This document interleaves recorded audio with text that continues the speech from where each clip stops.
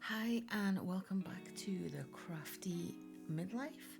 This is a really fast tutorial on a comment I seen on my other video. Someone was asking about how you superimpose like an image over like a shape or a template.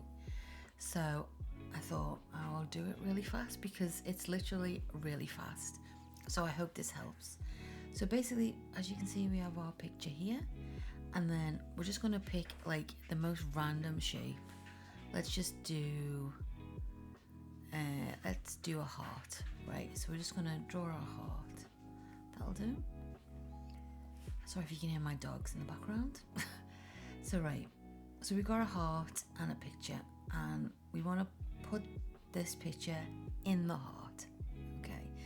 And it's really easy. It's probably easier than you realize, but what you do is you grab both of them, which is I just drag up and it picks both of them, and then over to the right hand side if you've got this open, or if you haven't, you go to panels and it is modify, and then this says intersect, and when we click that, it puts the picture in the shape. So this is really good for anything that's like scrapbooking.